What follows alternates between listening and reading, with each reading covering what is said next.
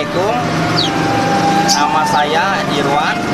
Asal saya dari Bogor, sudah merantau di Bangka 12 tahun.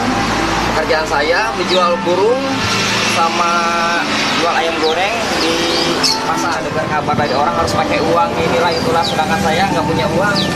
Saatnya masuk usaha seperti ini. Alhamdulillah anak saya yang nama Bagus sekarang udah di SPN. Jadi benar bersyukur, rezeki dari Allah. Dia tanpa pakai uang, alhamdulillah berhasil. Kegiatan Bagus itu bukan hanya nganggur kemarin lulus SMA aja, dia dari SD, SMP, SMA pun dia rajin bantu orang tuanya.